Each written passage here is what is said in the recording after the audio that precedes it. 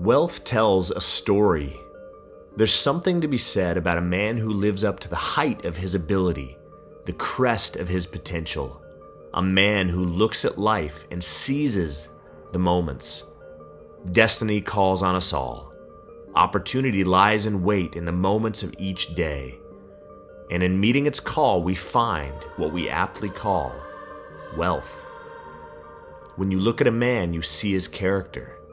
It's in his posture, the way he carries himself, his grooming, his poise, the way he holds attention with his gaze. Confidence, certainty, charisma, all of these sum up competence. And with competence comes wealth. A man who has earned well is a man who has risen to the occasions presented to him. Wealth then tells a story of the man. What is he capable of? What does he value? What standard does he live by and has he set for himself? What achievement is he capable of? You see the car that he drives, a Porsche, a Ferrari, a Mercedes, or Aston Martin. He values class, deserves respect at the highest levels. A Lamborghini, McLaren, Pagani, he's a man who shies not away from attention. He lives in the spotlight, wants you to see him, wants you to see what he's made of. Challenge him, and he'll meet you with experience and character. Some wealth is quiet, but in its truest form, it always appreciates class, craftsmanship, and artistry. What else can you tell by wealth? In its visible form and most pure form, it's often the accumulation of experience. A man wears a golden pinky ring because he values history, integrity, family values, and strength. It's a remembrance of the legacy that came before him and built his life. Honor, royalty, knighthood, courage, vigor, strength, and indomitance. He smokes a fine Cuban cigar, not because he loves the taste, but because he loves the company he keeps, the rich conversation and friendships that come with.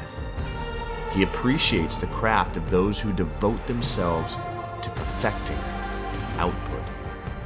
The taste is secondary to the message. The experience is accompanied with the finest scotches. Again, a country known for its rugged strength and silent beauty.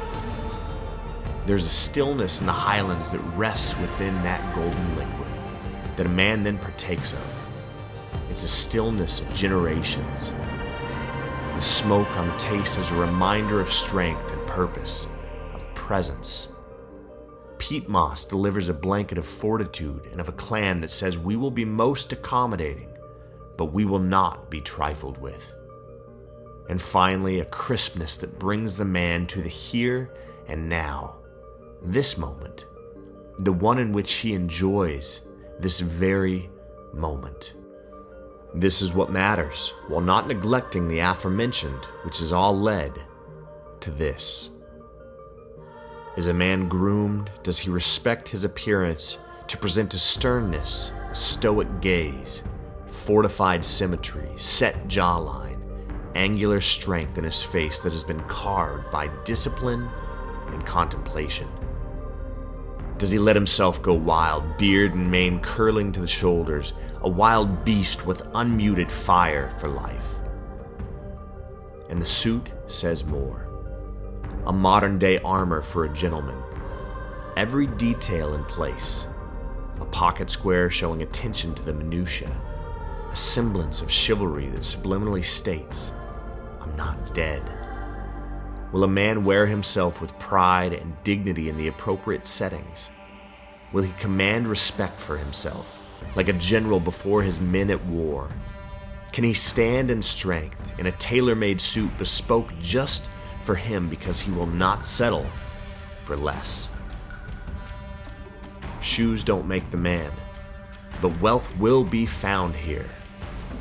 Again, the pride of history and craftsmanship appreciated.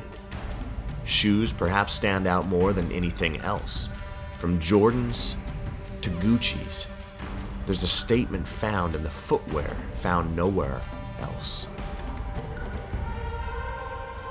Art decorates the walls of a curated home. Again, appreciation of detail, stories to be told, history captured.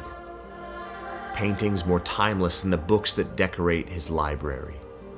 Stories to be told, read, and seen.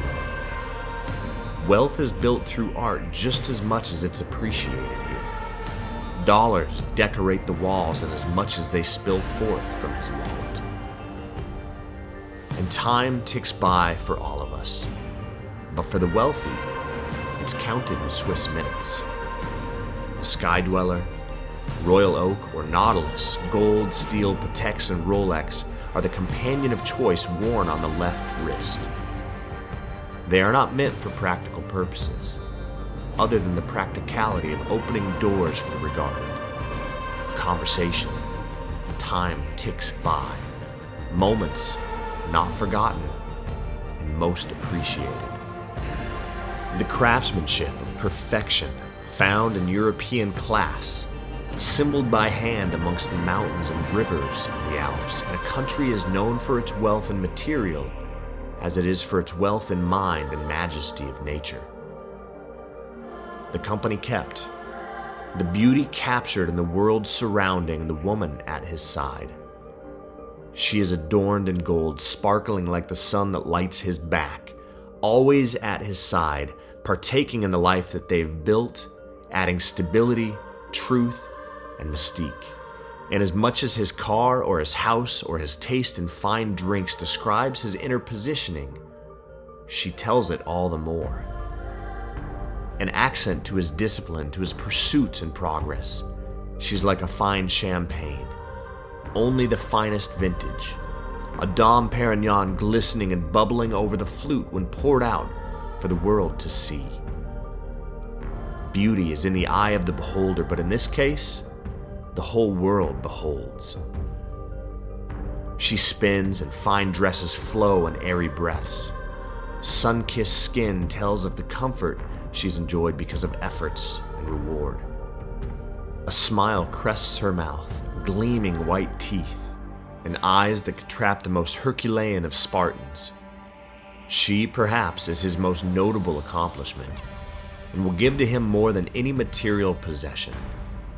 Sapphires dance among gold and pearls.